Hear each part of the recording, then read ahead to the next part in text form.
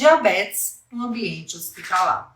E por que esse tema é tão importante para a gente no dia a dia? Primeiro, porque a maioria dos colegas profissionais de saúde não estão no ambiente hospitalar.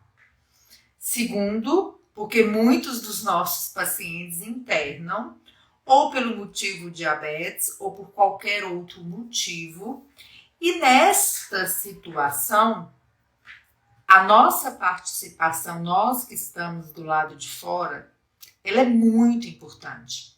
Porque a nossa conduta é o tratamento das pessoas com diabetes prévio à admissão hospitalar que vai influenciar em muito os desfechos clínicos durante a internação. E muitas das coisas, né, que a gente escuta dos pacientes, os absurdos que nós escutamos no dia a dia em relação ao que acontece dentro do ambiente hospitalar, com certeza diz respeito ao que, gente? Aos pacientes que não estão educados em diabetes. Porque o paciente educado, ele fala, né? O paciente educado, ele conversa com o médico, ele está preparado, ele discute com o profissional de saúde. Então, ele não fica refém da internação. Principalmente se ele usa análogos de insulina, canetas de insulina, monitorização contínua de glicose ou uma bomba de insulina, que a maioria dos nossos colegas não estão preparados. Nossos alunos aí, né, claro, já estão aqui no módulo da ADA, já passaram por todo o curso, então, claro, vem o diabetes de uma forma diferente, mas os nossos pacientes não. Então, vamos lá para a internação dos pacientes com diabetes. Por que é muito importante que a gente lembre dos dados, né? Internação eletiva, ou seja, para uma cirurgia, para um procedimento que muitas vezes exige um risco cirúrgico, a gente sabe que os pacientes hospitalizados têm uma chance maior, né, de hiperglicemia, de descompensação durante a internação, de hipoglicemia, de uma maior variabilidade glicêmica, não só pelo motivo da internação, mas também pelos demais fatores relacionados com essa mudança. E essas hipo e variabilidade glicêmica estão relacionados a desfechos adversos nos estudos, inclusive aumento da mortalidade. Então, não é uma coisa que pode passar desapercebida para os profissionais de saúde que estão do lado de fora. Então, esse manejo cuidadoso, criterioso, organizado, protocolado, esse preparo adequado dos nossos pacientes com diabetes, ele terão efeitos diretos em relação ao motivo da internação, mas também efeitos imediatos, né? Um deles, a diminuição do tempo de internação. Então, essa gestão, a gente chama de gestão hospitalar do diabetes, né? Essa gestão hospitalar do tratamento do diabetes pré-admissão, ou seja, nós que estamos nos consultórios, nas unidades de saúde, nas equipes de diabetes, nós temos uma obrigação de entregar o nosso paciente com as glicemias sob controle, com o melhor controle glicêmico possível, com a melhor educação possível, para que essa gestão hospitalar seja mais fácil, que ela seja alinhada com as melhores práticas em diabetes, né? E que o paciente, no momento da alta, ele também tem uma transição hospital, casa, hospital, ambulatório, não só programada, mas também mais efetiva. Então, essas etapas, quando bem cumpridas em relação ao ambiente hospitalar, elas também vão fazer o quê, gente? Encurtar aumentar as internações. E os estudos mostram que também reduz em muito a necessidade de reinternações e estão relacionados com melhores resultados para os nossos pacientes. Sendo assim, embora a gente já saiba também que esses protocolos, essas melhores práticas não são executadas exatamente como os estudos, as diretrizes recomendam, a gente sabe que a gente já tem alguns parâmetros que não são tão difíceis, né? Então, deixa tudo anotadinho para lembrar, né? Se você trabalha em um ambiente hospitalar ou vai se relacionar, né? Encaminhar um paciente, às vezes, de uma unidade para internação ou de um consultório, que existem algumas recomendações muito claras em relação aos estudos. Então, primeira recomendação da ADA, nível B de evidência. Realizar hemoglobina glicada, olha que coisa importante, em todos os pacientes com diabetes ou com hiperglicemia à admissão, que é definida como uma glicemia maior que 140 miligramas por decilitro, se este exame não tiver sido realizado nos últimos 3 meses. E para que é feito isso, gente? Para que a equipe hospitalar entenda bem se é um diabetes prévio, com uma glicada às vezes de 10, 12, 13, ou seja, não começou no momento daquela internação. Geralmente, esses rastreamentos acontecem a nível hospitalar para as intercorrências agudas, onde o paciente interna sem um preparo cirúrgico eletivo, obviamente, né? E nível B de evidência também, e a gente precisa ter essa clareza até para educar o nosso paciente aqui de fora. A insulina, embora tenha ocorrido algumas mudanças em relação às diretrizes da ADA e o guideline publicado essa semana, no INDO 2022, a insulina ainda é a preferência para os pacientes com hiperglicemia persistente e deve ser realizada uma insulinoterapia baseada em protocolos escritos ou informatizados, onde toda a equipe esteja a par de como alinhar aquela prescrição de acordo com o que está vendo na variabilidade glicêmica. E isso também é um nível B de evidência, ou seja, uma evidência que sustenta a nossa ação. E para nós, educadores, né, para vocês aí que estão se tornando uma referência, estudando, querendo aprender mais sobre o diabetes, é muito importante prestar atenção em algumas considerações que são feitas e devem ser feitas à admissão. Às vezes passa batido por uma intercorrência clínica ou intercorrência cirúrgica, mas nós temos centenas de trabalhos mostrando o quanto que aquele momento dentro do hospital é uma ótima oportunidade para a equipe agir. Então, a admissão é importante que seja avaliado o conhecimento, os comportamentos da autogestão desses pacientes. Como que está o processo educacional desses pacientes, já que a gente sabe que educação formal em diabetes não é a regra no nosso meio. E o que deve incluir esta avaliação? Vamos lá para o que a ADA diz? A educação para a autogestão do diabetes deve incluir a avaliação das habilidades necessárias e adequadas para que o paciente consiga gerenciar o seu diabetes no pós-alta. Então, gente, a programação do pós-alta, ela deve começar no momento da admissão hospitalar. Então, principalmente para os colegas farmacêuticos e os enfermeiros e os colegas, que eu sei que tem muita gente aqui da área da enfermagem, né, os técnicos de enfermagem também, prestem atenção.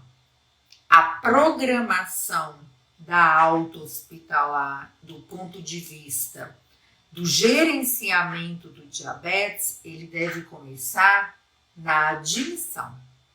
Porque quando a gente aproveita aquele período de internação para avaliar a capacidade para autogestão, o uso dos medicamentos, o uso correto, a administração, monitoramento de glicose, aplicação de insulina, o reconhecimento e tratamento de uma hipoglicemia, ou seja, o mínimo necessário é o kit sobrevivência, né? Ficar fora do hospital, ficar fora da complicação aguda, nós já estamos fazendo uma grande diferença na vida do paciente e da família.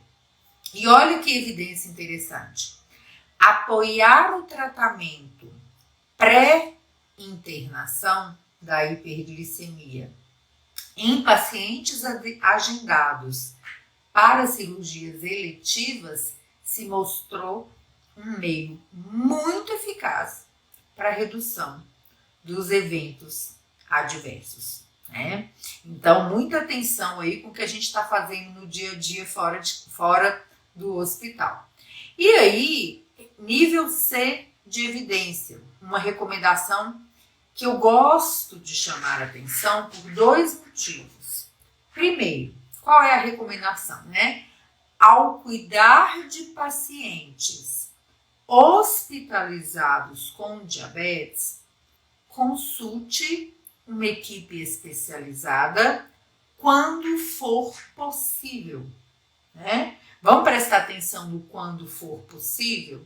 Nem todo hospital tem uma equipe de endocrinologista.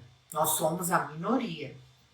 Porém, equipes da clínica médica, da enfermagem, da farmácia, da nutrição, capacitados em diabetes, podem fazer, eu falo que é uma miséria, né?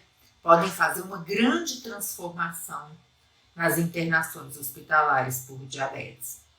Então, não precisa ser endocrinologista para insulinizar bem, para prescrever a insulina. Nós temos colegas maravilhosos aqui que são da saúde da família, da cardiologia, da ginecologia, da clínica médica e que prescrevem, felizmente, para minha felicidade como professora e tutora no curso, muito, muito melhor do que muito endocrinologista. E eu me orgulho muito de ver os colegas fazendo verdadeiras maravilhas nos hospitais, na atenção primária. E eu gosto de reforçar que quando a gente conta com o apoio da enfermagem, da nutrição, da farmácia, dentro do ambiente hospitalar, a gente une forças e os resultados, não sou eu que estou dizendo, são os estudos, são muito melhores. Então veja o que os estudos dizem. Especialistas ou equipes especializadas devidamente treinadas reduzem o tempo de permanência hospitalar, melhora o controle glicêmico hospitalar, melhora os resultados clínicos dos nossos pacientes. E veja mais, quando uma equipe especializada em diabetes acompanha o paciente durante a internação, o risco de reinternação dentro de 30 dias atribuídas ao diabetes reduz, principalmente devido a um melhor gerenciamento do diabetes no ambiente hospitalar. Então, gente, se vocês não enxergam o valor que um profissional de saúde hoje, que lida, que atende, que convive, que administra, que está na gestão, se vocês não entendem o valor que um profissional de saúde treinado tem no mundo do diabetes, eu sinto dizer que vocês estão perdendo uma grande oportunidade. Porque aonde vocês estiverem, ser uma referência em diabetes, inclusive no ambiente hospitalar, que não é dos mais prestigiados pelos educadores, é ouro. É ouro. E faz uma grande diferença na vida dos pacientes. Como eu disse, a hiperglicemia em pacientes hospitalizados é definido como uma glicemia maior que 140 ou uma hemoglobina glicada menor que 6,5%. Ah, Janice, mas vale a pena saber isso? Sim.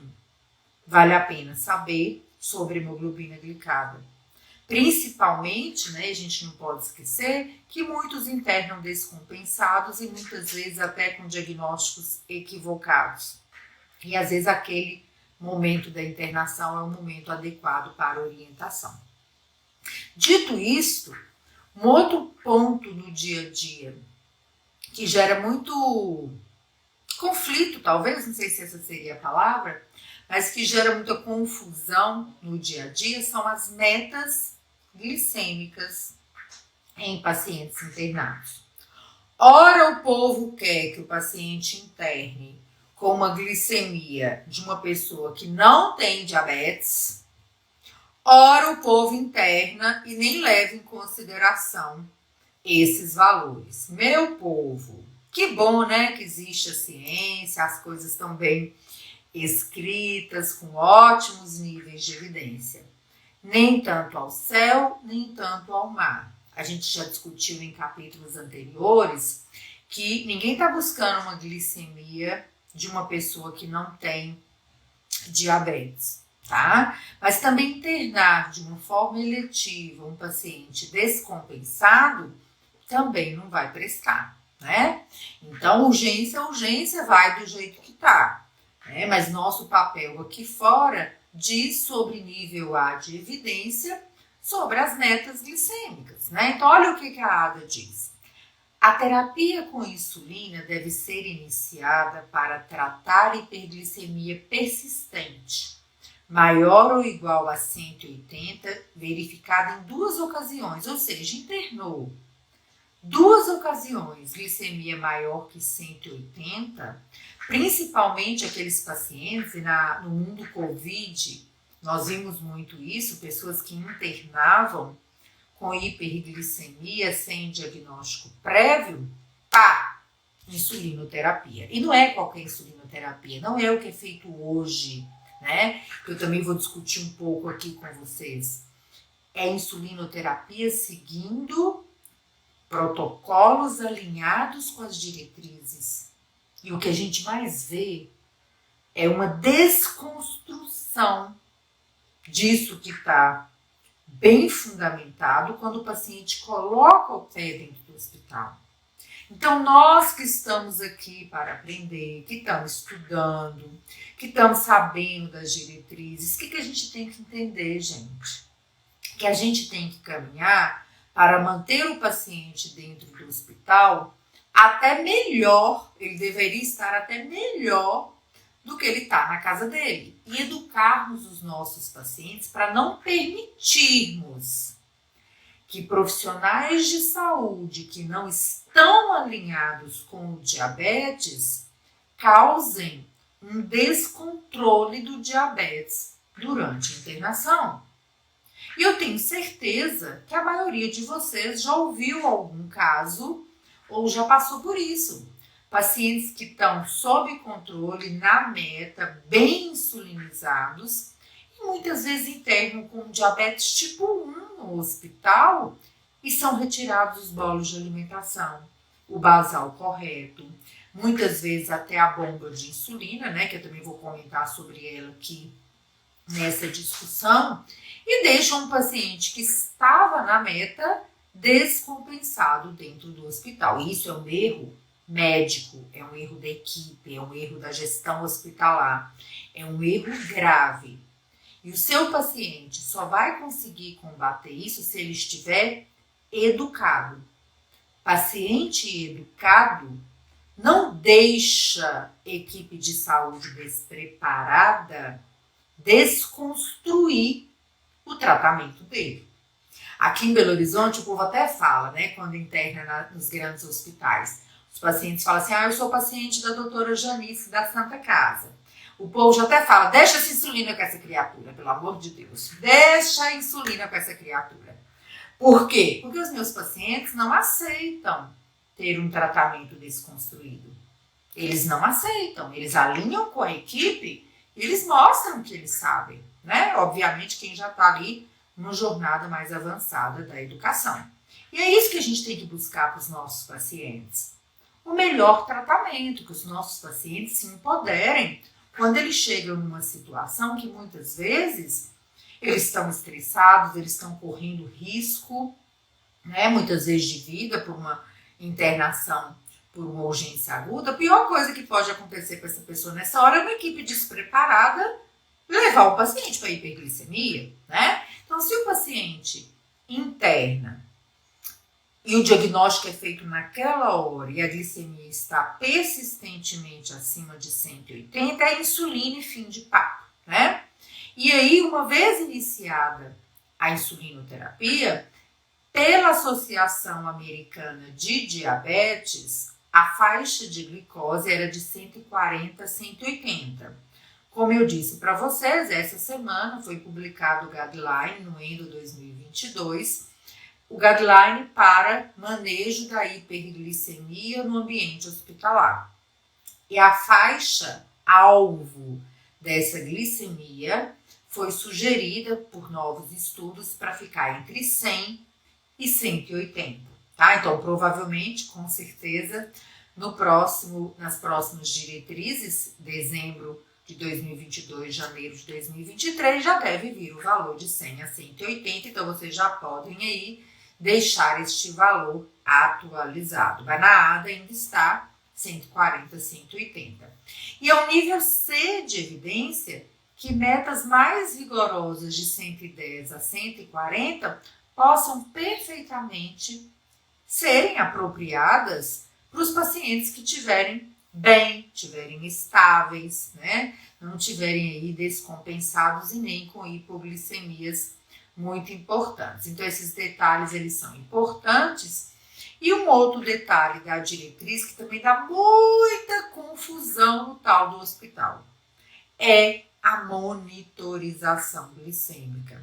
Nós, profissionais de saúde, e os nossos pacientes também sabem o quanto é confuso e a gente também entende o quanto é desafiador para a equipe de enfermagem a monitorização glicêmica. Então, o que as diretrizes dizem?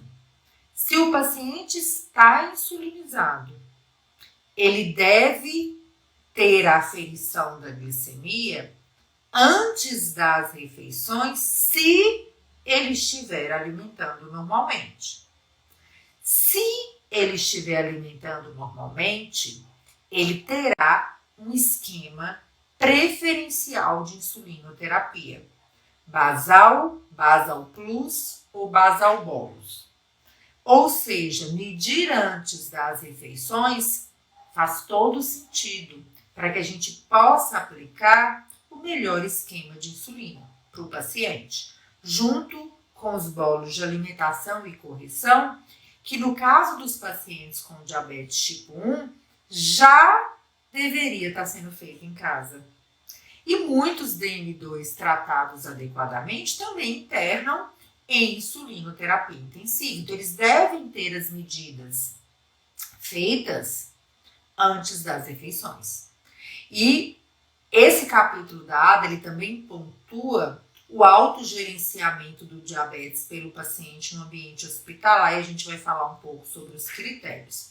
Quando o paciente não está alimentando, né, ou está no jejum por causa de algum procedimento, ou está com outro tipo de administração calórica, ele pode ter a glicemia, né, deve ter um esquema de aferição a cada 4, 6 horas, para uma melhor administração do esquema de insulinoterapia. Então, dentro dessa monitorização, a ADA e as diretrizes, o guideline, também já começa a falar de quê, gente? De uma maior liberalidade, não sei se essa seria a palavra certa, né? Mas uma permissão do uso do CGM no ambiente hospitalar. E isso começou com o Covid. Por quê? Porque o FDA não liberava o uso da monitorização contínua em ambiente hospitalar por vários motivos. Não é qualquer tipo de paciente e qualquer estado clínico que assegura boas leituras na monitorização contínua. Então, a gente tem que prestar muita atenção nessas indicações, mas a liberalidade veio agora, né, com estudos durante o Covid, mostrando a segurança para os pacientes estáveis clinicamente de manter o uso da monitorização contínua durante a internação. E, obviamente, isto entra dentro do critério de autogerenciamento do diabetes, tá? Então, essa monitorização, ela passa por todos esses critérios e também é uma ótima oportunidade para o educador, uma ótima oportunidade para quê, gente? Para que a técnica de monitorização seja revisada com o paciente, né? Porque é feita pela equipe na beira do leito. Então, ir à beira do leito 3, 4, 5 vezes ao dia para fazer um procedimento, pelo amor de Deus, gente, é uma oportunidade maravilhosa para se revisar uma técnica que pode estar sendo feita de forma inadequada há meses, anos, décadas da vida desse paciente, porque é assim que a gente recebe os pacientes no consultório. Então, se você é enfermeiro, é médico, é técnico de enfermagem, vai ali na beira daquele leito com o glicosímetro na mão, você tem que saber a técnica correta. Não pode pular as aulas, os módulos da enfermagem. Né? São dezenas de aulas de aplicação de insulina, monitorização glicêmica, monitorização pelo sensor. Por quê? Porque isto vai bater na sua porta toda hora. E a maioria dos colegas profissionais de saúde desconhecem o mínimo. E dentro do hospital, ao se falar em pessoas com diabetes, o mínimo é uma monitorização glicêmica adequada, uma interpretação adequada dos resultados e uma orientação da técnica de insulina, né? E o quanto a gente vê erros grosseiros no hospital. Então, quanto à monitorização glicêmica, guardem insulinizado, comendo, pré-refeição. Não se alimentando a cada 4 e 6 horas com conduta alinhada com as diretrizes e esquemas de insulinoterapia. Falando nisso, então, a gente passa para o tratamento dos pacientes hospitalizados. Claro que quando a gente fala de diabetes tipo 1, nós estamos falando de quê? Manutenção do tratamento intensivo do diabetes, múltiplas aplicações diárias, se o paciente está comendo basal, bolos de alimentação e bolos de correção. Gente, não se desconstrói tratamento, não se anda para trás na insulinoterapia. Se o paciente internou por causa de alguma urgência, entre elas uma cetoacidose, a gente vai para o protocolo de cetoacidose. Se o paciente internou de uma forma eletiva e já está insulinizado intensivamente, não inventa moda. Não invente moda.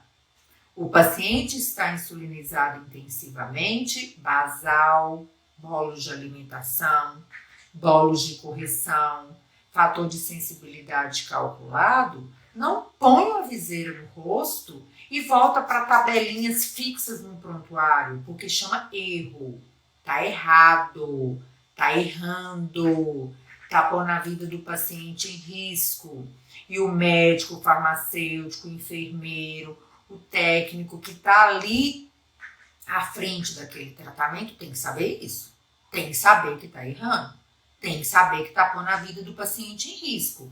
Quando sai de uma insulinoterapia intensiva e me prescreve um esquema basal de insulina para um paciente que já era insulinizado intensivamente. É óbvio, é básico.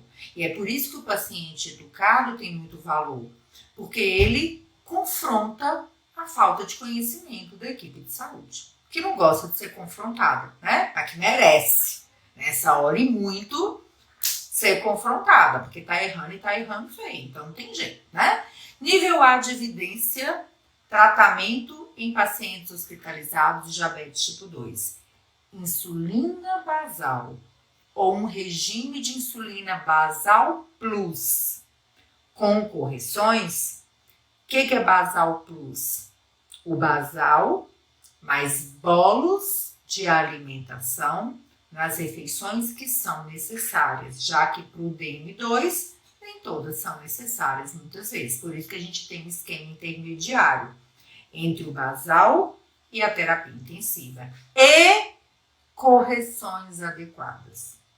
É o tratamento preferido para os pacientes que não estão gravemente doentes, que estão com ingestão oral, né, adequada, ou aí no meio do caminho, ou naqueles que também não estão se alimentando por via oral, mas estão alimentando por outras vias. Então, insulinizar melhor faz todo sentido e é mais rápida a evolução para a meta, ok? Nível A de evidência também. Um regime de insulina com basal, bolos de alimentação e bolos de correção é o tratamento preferido para pacientes que não estão gravemente doentes e estão hospitalizados com ingestão adequada. Detalhe importante: hospital é um momento de crise, é um dia de doença. E se a ingestão do paciente é inadequada, né, ou porque não gosta da comida, né, ou porque não está com fome, seja lá o que for, um procedimento mais seguro, e isso envolve a família, tem que envolver, né, e se envolve o próprio paciente, seria a aplicação de insulina após a ingestão. E a gente também entende que o hospital não está à mercê de um único paciente, né? A equipe de enfermagem não está ali disponível para um único ser humano. Tem um hospital inteiro, né, para funcionar. Por isso que eu repito, os nossos pacientes educados, alinhados com a equipe de internação, são um suporte para a equipe hospitalar ajudar o paciente a ter um melhor tratamento. Por isso que o momento da admissão, ele é fundamental para delinear o plano terapêutico em relação ao diabetes no hospital, tá? Então a gente não pode esquecer desses detalhes. E por fim, nível A de evidência também para os pacientes com diabetes tipo 2. O uso, prestem atenção, porque este é um dos erros mais frequentes. É o uso daquelas tabelas maldita de correção, feita de qualquer forma dentro do hospital, sem nenhuma individualização do tratamento e sem, raciocinar no que está fazendo diabetes, que são chamados os sliding scale, que é de tanto a tanto aplica tanto, de tanto a tanto aplica tanto. É isso que chama. Quando vocês verem esses termos, sliding scale, vocês sabem que vocês estão falando de tabela de correção com ajuste progressivo. Vejam bem, o uso de apenas um regime de insulina com correções com tabelas fixas de forma generalizada, ou seja, é igual para todo mundo.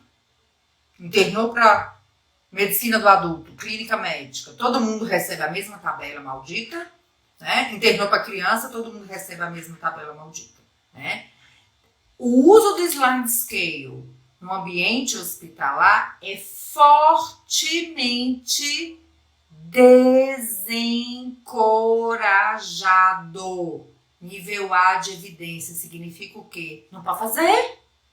Se está fazendo errado, né? Se está fazendo errado. E mantém os pacientes muito tempo durante a internação sem o basal, sem os bolos de alimentação e com tabelas não individualizadas. Então, o esquema de insulina tem que ser ajustado todos os dias, aferidas as glicemias de forma correta, progredir a insulinoterapia no dia a dia, para que você tenha o melhor controle glicêmico, trazendo o paciente para a meta, ajustada agora pelo guideline de 100 a 180. Um outro problema, né, que nós temos no ambiente hospitalar e fora do hospital é a hipoglicemia. Né? Hipoglicemia acontece no hospital também. Às vezes acontece até mais, porque se um paciente interna fora da meta de controle do diabetes por não uso, né, uso inadequado, nem usando, e ele começa a utilizar, às vezes, justo naquela internação, o risco de hipoglicemia é grande. Então, é importante que existam protocolos para a gestão da hipoglicemia no ambiente hospitalar por toda a equipe, que deve ser implementado aí, né, de acordo com os protocolos. E o que a ADA fala, nível E de evidência, consenso de especialistas? Um plano de prevenção e tratamento da hipoglicemia deve ser estabelecido para cada paciente. Voltamos para onde, gente? Para a admissão. A admissão do paciente, ela é um divisor de águas para a melhor gestão dos dias de internação.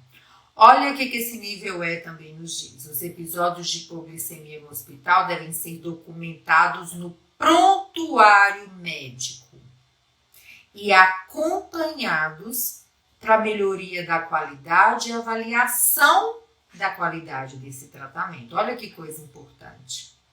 E o nível C de evidência é que, de forma individualizada, os regimes de tratamento precisam ser revistos, revisitados e alterados conforme necessário para evitar novas hipoglicemias, se foi detectado um valor menor que 70 documentado no prontuário. E por que a gente chama tanta atenção por isso aí? Porque a gente tem os preditores de hipoglicemia no ambiente hospitalar. Então, quais são esses preditores? A nível ambulatorial, a gente já sabe que um episódio prévio de hipoglicemia aumenta a chance de um novo episódio nas horas subsequentes. Por quê? Porque o mecanismo de contrarregulação ele fica prejudicado depois de um episódio de hipo. E dentro do hospital, isso também acontece. E tem vários estudos mostrando o quanto que essa gestão da hipoglicemia no ambiente hospitalar é pouco... qual que seria a melhor palavra? É pouco... não só regulamentada, mas é pouco considerada, digamos assim. Olha esses estudos. Um dos grandes estudos, né, com pacientes internados mostrou que 84% dos pacientes que tiveram um episódio de hipoglicemia dentro do hospital, menor do que 40 miligramas por decilitro, tinham tido hipoglicemias prévias na mesma internação menor que 70, durante a mesma internação. Olha esse outro, considerando episódios de hipoglicemia com valores menor que 50. 78% dos pacientes que usavam insulina basal que tiveram hipoglicemias. Na maioria das vezes, elas aconteceram entre meia-noite e 6 da manhã, que é um horário que habitualmente as luzes se apagam, né? Não são feitas medidas de rotina no dia a dia.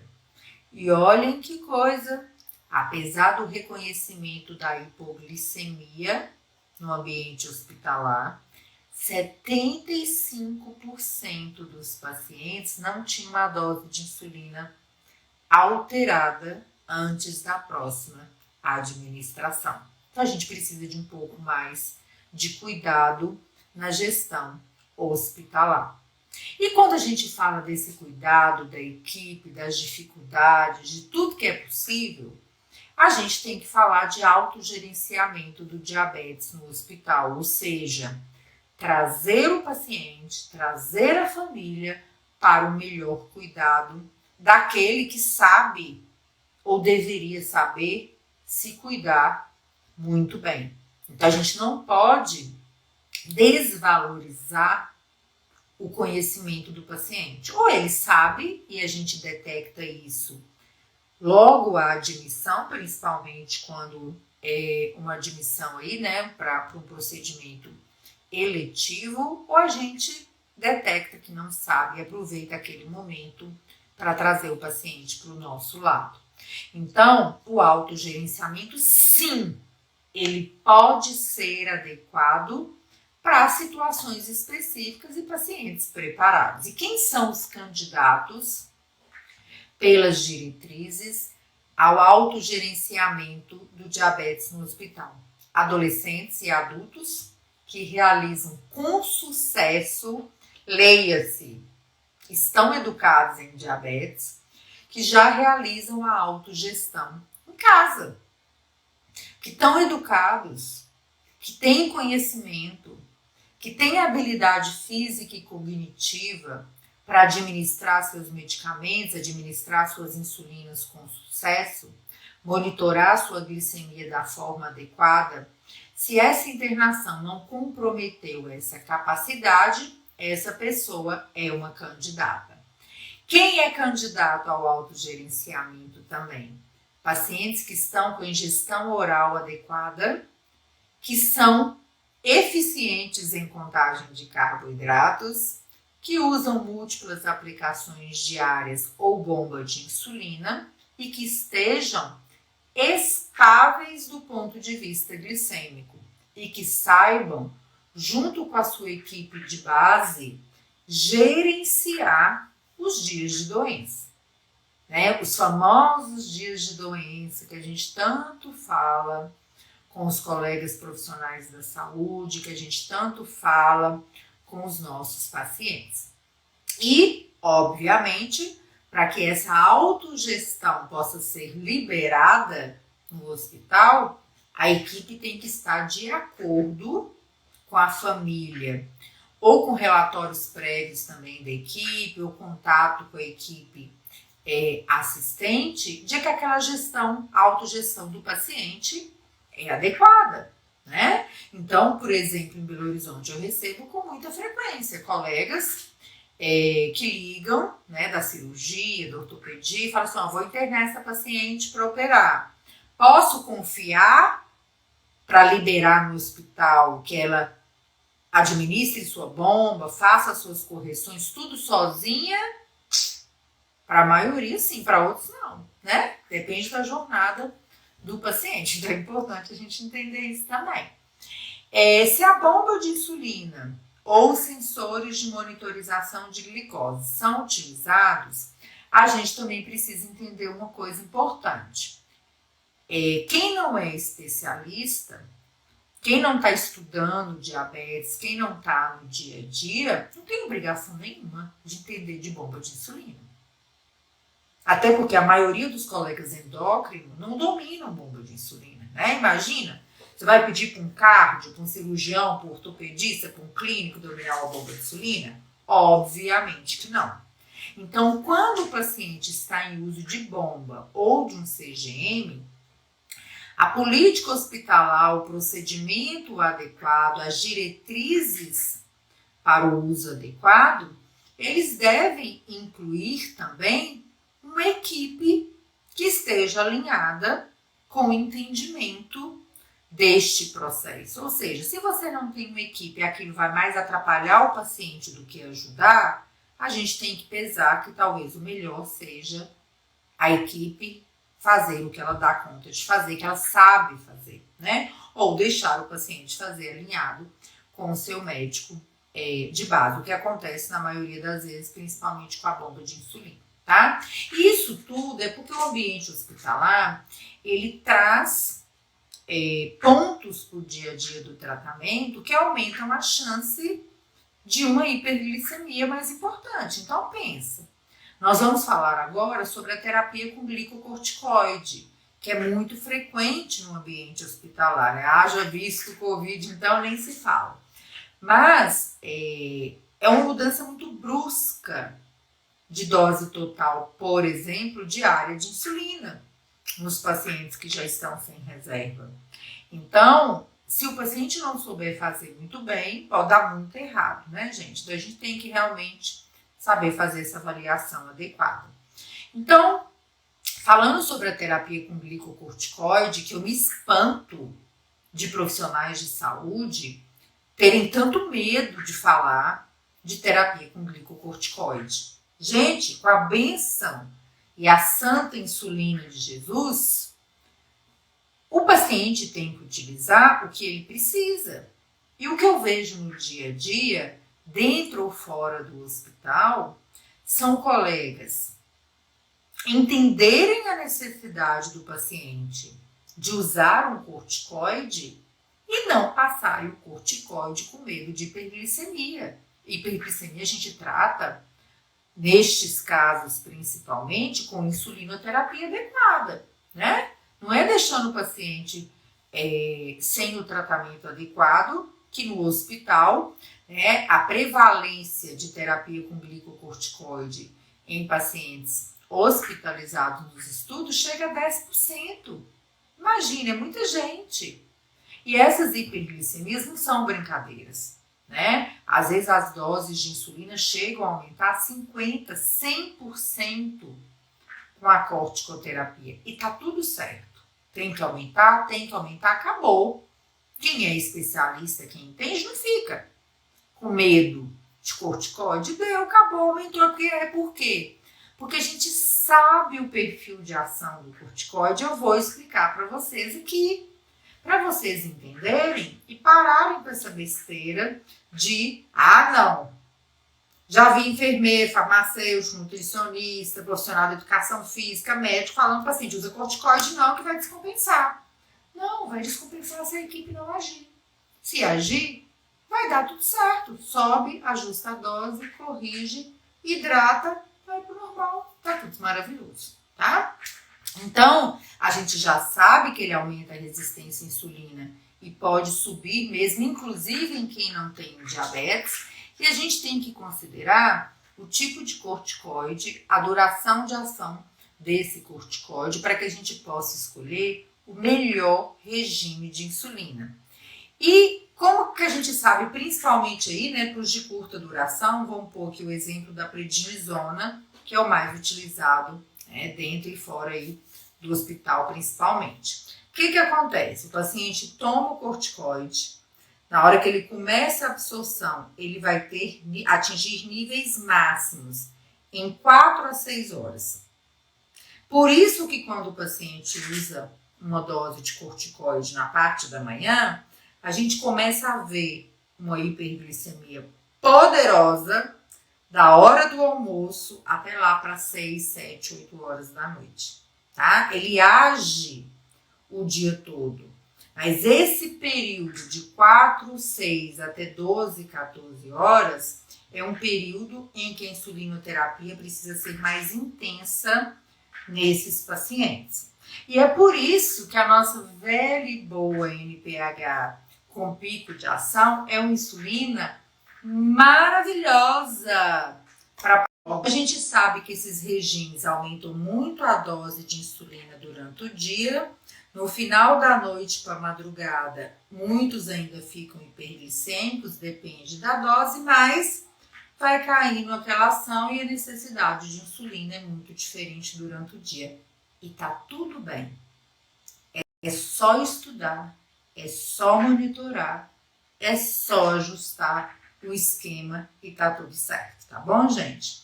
Então a gente pode dividir NPH em esquemas de 2 ou 3 vezes, valorizando aquele pico, e o ideal é que, até por causa do tempo, né, médio aí do pico da NPH, o glicocorticoide seja prescrito junto com a insulina NPH. Seguindo aqui, agora é mais rápido, são algumas recomendações das diretrizes sobre os cuidados pré-operatórios, né? Pré-operatório, manter, né, ajustar o tratamento fora do hospital para manter as glicemias entre 80 e 180 na sua maioria, ou seja, a meta. Segunda, avaliação de risco pré-operatório deve ser realizado para pacientes com diabetes que estejam em alto risco para doença isquêmica cardíaca e naqueles com neuropatia autonômica ou insuficiência renal. A metformina deve ser retirada no dia da cirurgia. Os inibidores da SGLT2, já discutimos aqui várias vezes, devem ser descontinuados 3 ou 4 dias antes dos procedimentos eletivos cirúrgicos. Suspender os medicamentos orais para diabetes na manhã da cirurgia ou do procedimento, né? Porque a gente considera aí alguns como ambiente hospitalar, e ajustar as doses de NPH e ou de análogos com reduções da dose, avaliando de uma forma individualizada, de acordo, por exemplo, com o período de jejum do paciente, com o horário do procedimento cirúrgico, quantas horas de jejum para aquele procedimento, como que é a história clínica daquele paciente prévio à internação, porque muitos de nós pegaremos pacientes internados que não estavam com o tratamento adequado. Então, às vezes, o risco de uma hipoglicemia enquanto espera a cirurgia não é raro que ele assuste e levemos sustos durante a internação. E para os pacientes usuários de bomba de insulina, nós ainda temos o recurso do uso do basal temporário, né? Ou seja, uma redução temporária do basal, que pode variar aí, né? Uma redução de 100%, 25%, 50%, 75%, para que a gente consiga manter o paciente dentro dessa meta aí pré-operatória, tá? Outra recomendação, monitorar a glicemia pelo menos a cada 2 a 4 horas enquanto o paciente está em jejum e corrigir com insulina regular ou insulina de ação mais curta conforme necessário. O que chama de novo o paciente para o autogerenciamento, porque a gente entende, são muitos pacientes dentro do hospital para o bloco cirúrgico, né? Medir a cada 2, 4 horas para a equipe de enfermagem pode ser uma coisa praticamente impossível dentro de todas as atividades. Então, ter essa ajuda do paciente é fundamental para a gente, tá? Em relação a não há dados ou uso da influência dos agonistas dos receptores GLP-1 ou análogos de insulina de ação longa ou ultralonga sobre a glicemia nos cuidados pré-operatórios. O que a gente faz na prática? A gente avalia a dose utilizada, o tempo de jejum, principalmente para a ultralonga, que é a insulina degludec, a possibilidade de uma redução da dose que seja iniciada, né, no dia anterior. Então tem que ter muito cuidado com o uso do análogo ultralongo, que é a degludec. Outro ponto também que a diretriz chama muita atenção, gente, e nós educadores temos que ter muita atenção também, então, é a transição dos cuidados do hospital para a alta, né, para o ambiente ambulatorial, que muitas vezes é feito, né, de qualquer jeito lá, solta a receita e vai-te embora, né? Não é a conduta adequada. E é um nível B de evidência. Deve haver um plano de alta estruturado e individualizado para o paciente com diabetes, né? Então, quanto mais especialistas tivermos dentro do ambiente hospitalar, mais fácil será essa tarefa. Olhe o que as evidências dizem. um plano de alta estruturado pode reduzir o tempo de internação hospitalar e as taxas de reinternação e aumentar a satisfação do paciente. Muitos colegas fazem isso de uma forma brilhante. Programam com o paciente a alta, com a equipe já agendada, né? E muitos até entram em contato às vezes com a gente e falam assim, olha, eu estou com um paciente aqui para dar alta, você consegue atender? Porque eu posso liberar antes. Porque às vezes você não libera com aquele controle maravilhoso e nem segura o paciente para isso. E quando você já fez uma educação básica, quando é um paciente novato numa nova terapia, você também prepara o paciente para não estar em casa, né? Jogado, como às vezes acontece, de chegar em casa e não saber aplicar uma insulina, monitorar uma glicose, não tem uma fita, não tem um glicosímetro, não sabe tratar uma hipo, aí esbarra em um monte de barreira e volta para a UPA, volta para o hospital, né? Descompensa quando é um diabetes tipo 1. Então, se a alta é dada de qualquer forma, aguarde que vai voltar. Lembrem isso, principalmente quem trabalha no hospital, em unidade de saúde secundária. Se a alta é dada de qualquer forma, pode esperar que esse paciente vai voltar. E essas reinternações tendem a ser precoces, dentro dos primeiros 30 dias após a alta hospitalar.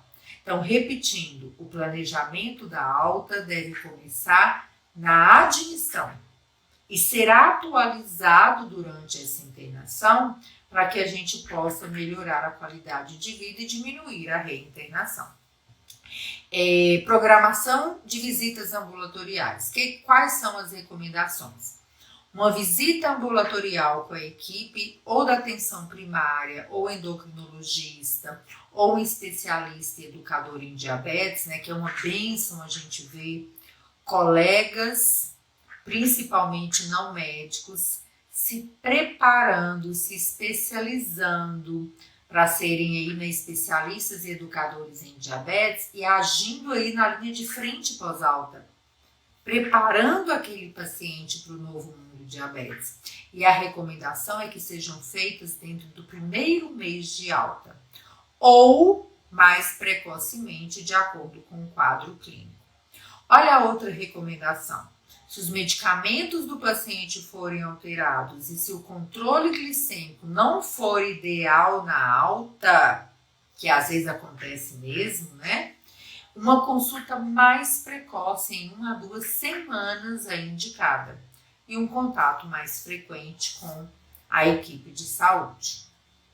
Os medicamentos devem ser avaliados para garantir que nenhum medicamento esteja duplicado em receita, com nomes diferentes, uso duplicado, que a gente também sabe, né, gente, que é um perigo muito grande. Eu tinha até um preceptor que falava assim, quem tem muita receita não tem nenhuma, né, porque o uso inadequado ou duplicado, né, principalmente aí uma atuação maravilhosa dos nossos colegas farmacêuticos nessa área, é um aprendizado para a gente junto da equipe, né? O quanto que a gente tem que ter atenção com essas receitas, tá? E as prescrições para medicamentos novos ou alterados devem ser preenchidas e revisadas com o paciente no momento da alta, para que não se junte a receita da alta com a receita que estava em casa, né? Então, isso é um cuidado que, pelo amor de Deus, a gente tem que ter. E se o paciente recebeu alta, eu pelo menos sempre peço, traga tudo. Traga o sumário, a receita do hospital, a receita de algum médico que foi depois da internação, porque eu junto tudo para poder entender direito o que aquele paciente está utilizando, né?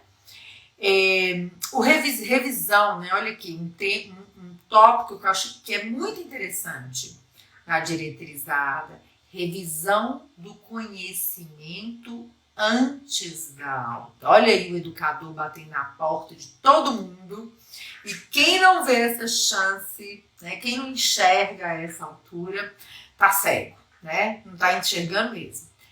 Identificação, olha lá, revisão do conhecimento antes da alta. revisão do profissional de saúde, confirmação de quem prestará os cuidados, se aquele paciente tem um caminho a seguir. Checar o nível de compreensão relacionado ao diabetes, principalmente quando é um diagnóstico durante a internação. Checar o automonitoramento da glicemia, as metas da glicemia no ambiente domiciliar e quando esta pessoa deve procurar um atendimento hospitalar. Saindo de uma internação, os estudos mostram que os pacientes tendem a procurar muito precocemente um ambiente de saúde, um tratamento hospitalar. E quando ele é educado para entender o que está acontecendo, essa clareza diminui a busca pelos serviços de saúde. Checar definição, reconhecimento, tratamento e prevenção de hipo e hiperglicemias. Ou seja, é educação pura em diabetes, que muitas vezes é difícil que a equipe consiga fazer, mas a gente tem que buscar as nossas ferramentas, né? Seja escrito, seja falado, a gente tem, por exemplo, no nosso hospital, com vários alunos de mestrado, doutorado, trabalhos que foram feitos nas enfermarias com programas de educação dentro ali, na beira do leito, que faz toda a diferença no dia a dia do paciente. Informações sobre como fazer escolhas alimentares saudáveis em casa e encaminhamento ao nutricionista especializado no pós-alta para uma individualização do plano terapêutico. Dentro desse aí, que talvez seja um dos tópicos maiores da diretriz, né, revisar quando e como tomar os medicamentos, incluindo a aplicação de insulina, um tópico importantíssimo, e a gestão dos dias de doença. Gente, é uma frase tão simples para a gente falar. Dias de doença, da TPM, né, a uma doença mais grave, necessidades de insulina são comuns que sejam alteradas e a pessoa pode precisar ou do início de uma insulinoterapia ou do ajuste das doses. Essa clareza que nós, profissionais de saúde, precisamos dar para os nossos pacientes, muda tudo, gente. Muda o estresse do paciente. Se ele já sabe que pode aumentar, ele busca da forma correta a equipe de saúde antes de um quadro mais grave. E isso faz toda a diferença na vida dos nossos pacientes, tá? O uso adequado e descartes de agulhas e seringas faz parte da revisão desse conhecimento, tá?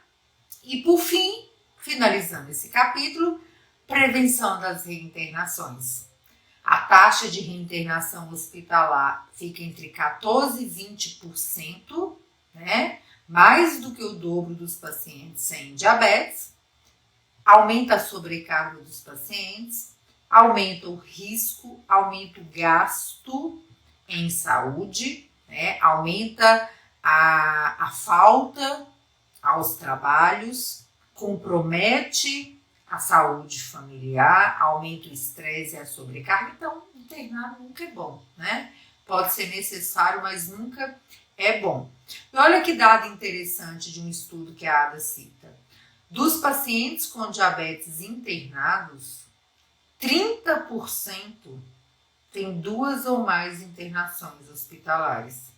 E essas internações representam mais de 50% dos custos de internação com diabetes. Então não pode ficar de lado de jeito nenhum. E quais são os fatores que mais contribuem para a reinternação? Sexo masculino,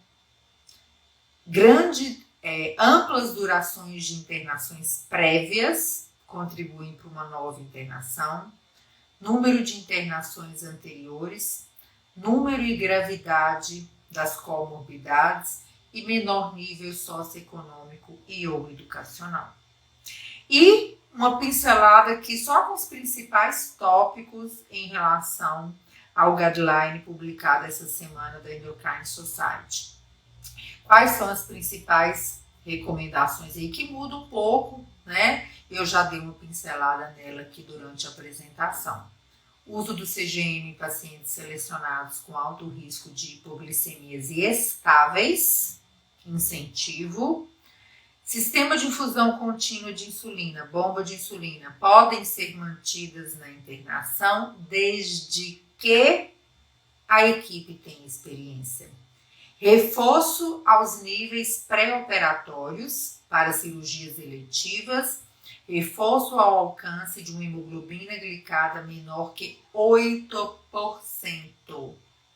Manter glicemias entre 100 e 180 nesse pré-operatório e a inclusão dos estudos de segurança para manutenção dos inibidores da DPP-4 em pacientes com diabetes tipo 2 que estejam estáveis. A gente tem a lista do que não pode, mas também tem a listinha aí, né, gente? Do que podemos fazer e manter do